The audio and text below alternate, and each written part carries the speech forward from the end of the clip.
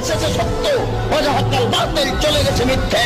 ইন্নাল বাতিল নিশ্চয় মিথ্যে, কানা যাহুকা চিরদিন মিথ্যে। এখন আপনি আমাদেরকে কি বলবেন, হিন্দু ভাই বোনদের কাছে কিভাবে দাওয়া দেব? হিন্দুদের কাছে দাওয়া দেওয়ার কথা যদি বলেন, এখানেও সে মাস্টার কি, সূরা ইমরান অধ্যায় নম্বর 3 আয়াত 64।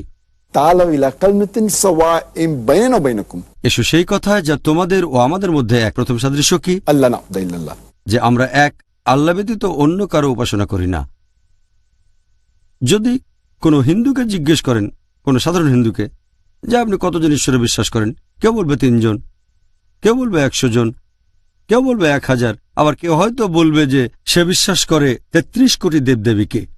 তবে যদি প্রশ্নটা করেন কোনো জ্ঞানী হিন্দুকে, যিনি তাদের ধর্মগ্রন্থ ভালো করে পড়েছেন, তিনি বলবেন যে হিন্দুদের উচিত কেবলমাত্র একজন ঈশ্বরে বিশ্বাস করা। সাধারণ হিন্দুরা যে ফিলোসফিতে বিশ্বাস করে সেটা হচ্ছে প্যান্থেইজম। প্যান্থেইজম মানে, সাধারণ হিন্দুরা মানে যে সবকিছু ঈশ্বর, গাছ ঈশ্বর, সূর্য ঈশ্বর, চাঁদ ঈশ্বর, তারপর মানুষ ঈশ্বর, সাপও ঈশ্বর। আমরা মুসলিমরা বিশ্বাস করি যে সবকিছু হলো ঈশ্বরের। ঈশ্বর শব্দের পর একটা শব্দ আছে এর। সবকিছুর মালিক হলেন ঈশ্বর। সূর্যের মালিক ঈশ্বর, চাঁদের মালিক ঈশ্বর, গাছের মালিক ঈশ্বর, মানুষের মালিক ঈশ্বর, সাপের মালিকও ঈশ্বর। তাহলে মুসলিম আর হিন্দুদের মধ্যে প্রধান পার্থক্যটা হচ্ছে, সাধারণ হিন্দুরা মানে যে সবকিছু ঈশ্বর, আমরা মুসলিমরা বিশ্বাস করি যে সবকিছু হলো ঈশ্বরের। ঈশ্বর তারপরে এর যোগ করতে হবে। তাহলে প্রধান পার্থক্য হচ্ছে এই এর শব্দটা। আমরা যদি এর শব্দটার সমাধান করতে পারি, হিন্দু আর মুসলিম আমরা একতাবদ্ধ হব। সেটা করব কিভাবে? তাআলাউ ইলা কালিমাতিন সাওয়াইন বাইনানা ওয়া বাইনাকুম।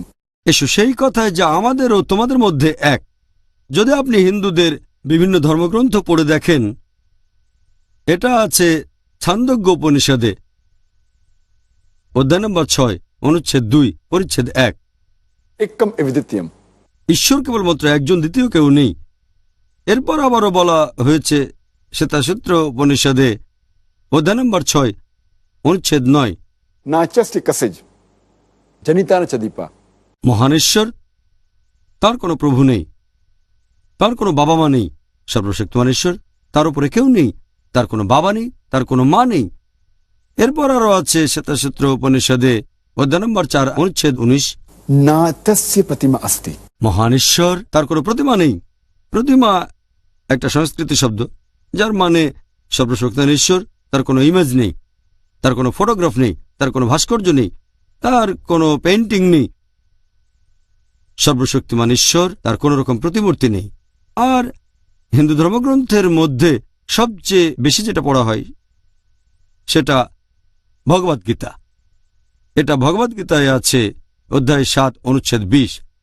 জাগতিক আশা আকাঙ্ক্ষা, যেসব মানুষের বিচার বুদ্ধিকে কেড়ে নিয়েছে তারা নকলেশ্বরের পূজা করে। তার মানে যেসব মানুষ আসলে বস্তুবাদী তারা নকলেশ্বরের উপাসনা করে। কিছু কমিউনিটিতে এটাকে বলা হয়েছে মূর্তি পূজা করা।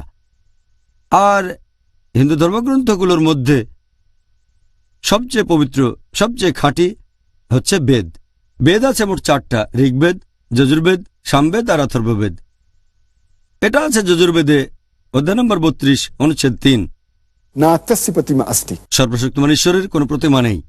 প্রতিমার ব্যাপারে আগে বলেছি, এর মানে সর্বশক্তিমান ঈশ্বরের কোনো ইমেজ নেই, কোনো ভাস্কর্য নেই, কোনো ফটোগ্রাফ নেই, তার কোনো পেইন্টিং নেই। ঈশ্বরের উপরে এগুলো আরোপ করা যাবে না। আর এটার উল্লেখ আছে যজুর্বেদে অধ্যায় 40 অনুচ্ছেদ 8, সর্বশক্তিমান ঈশ্বর হলেন নিরাকার এবং বিশুদ্ধ। এরপর যজুর্বেদ অধ্যায় 40 অনুচ্ছেদ 9, अंधात्म प्रविशन्ति या असंभूति उपास्ते। অন্ধাত্মা সংস্কৃত মানে অন্ধকার, প্রবিশান্তি মানে প্রবেশ করা। এর মানে তারা অন্ধকারে প্রবেশ করছে যারা আসাম্বতীর পূজা করে। আসাম্বতী মানে প্রাকৃতিক বস্তু, যেমন আগুন, পানি, বাতাস। এরপর বলা হয়েছে তারা আরো বেশি অন্ধকারে প্রবেশ করছে যারা সাম্বতীর পূজা করে। এখানে সাম্বতী মানে মানুষের তৈরি জিনিস, যেমন টেবিল, চেয়ার, মূর্তি ইত্যাদি। অনুচ্ছেদটা বলছে যারা প্রাকৃতিক জিনিসের পূজা করে, যেমন আগুন, পানি, বাতাস, তারা অন্ধকারে প্রবেশ করছে। তারা আরো বেশি অন্ধকারে প্রবেশ করছে যারা বানানো জিনিসের পূজা করে। আর বেদগুলোর মধ্যে সবচেয়ে সেরাটা হচ্ছে অথর্ববেদ। এটা আছে অথর্ববেদে গ্রন্থ নম্বর 20 অনুচ্ছেদ 58 পরিচ্ছেদ 3। Dev Maha Asli. নিশ্চয়ই সর্বশক্তিমান ঈশ্বর মহান। এখন এই সবগুলো বেদের মধ্যে সবচেয়ে পবিত্র আর সবচেয়ে বিশুদ্ধ হচ্ছে ঋগ্বেদ। ঋগ্বেদে বলা হয়েছে গ্রন্থ নম্বর 1 অনুচ্ছেদ 164 পরিচ্ছেদ 46, Ekam Satya Vipra Bahuda Vedante. সত্য একটাই, ঈশ্বর একজন, তবে জ্ঞানীরা তাকে ডেকে থাকেন বিভিন্ন নামে। তার মানে সর্বশক্তিমান ঈশ্বরের অনেক নাম আর বৈশিষ্ট্য আছে। আর শুধুমাত্র ঋগ্বেদেই গ্রন্থ নম্বর 2 অনুচ্ছেদ 1 এখানে সব মিলিয়ে সর্বশক্তিমান ঈশ্বর 33টা নামের কথা বলা হয়েছে। এটা উল্লেখ আছে ঋগ্বেদে গ্রন্থ নম্বর 8 অনুচ্ছেদ 1 পরিচ্ছেদ 1। March Dinadi Sansad. একমাত্র তার উপাসনা করা যিনি সত্যিকারের ঈশ্বর। এরপর আছে ঋগ্বেদে গ্রন্থ নম্বর 6 অনুচ্ছেদ 46 পরিচ্ছেদ 16। Ya ek itmushtihi. ঈশ্বর কেবল একজন, শুধু তার উপাসনা করো। আর হিন্দুইজমের ব্রহ্মসূত্র যেটা Ekam Brahm Devta Naste.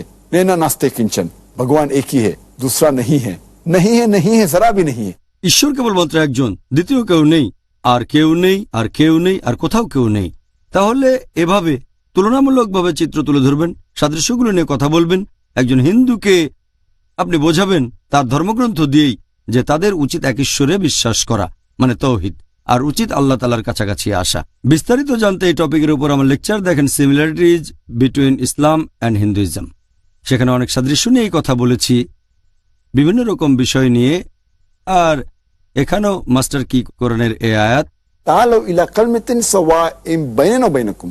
এসো সেই কথায় যা আমাদের ও তোমাদের মধ্যে এক। আমি এখানে সবচেয়ে গুরুত্বপূর্ণ সাদৃশ্যটা নিয়ে বললাম, অর্থাৎ তৌহিদ। ওহ ডক্টর জাকির, এটা বিশ্বাস করতেই কষ্ট হচ্ছে যে হিন্দুরা আমাদের মতো করে আল্লাহর ইবাদত করছে না। অবাক লাগছে। আর আপনিও বললেন সুবহান আল্লাহ। আমি বলতে পারবো না আপনি কতগুলো রেফারেন্স দিয়েছেন, এরকম নিশ্চয় আরও অনেক আছে। হিন্দুদের বেদ বা গীতায় অনেক রেফারেন্স আছে, এগুলোর মাধ্যমে আমরা হিন্দু ভাই বোনদেরকে উৎসাহিত করতে পারি যাতে করে তারা সঠিক পথে আসতে পারে, সত্যের ধর্ম ইসলামের পথে, ইনশাআল্লাহ।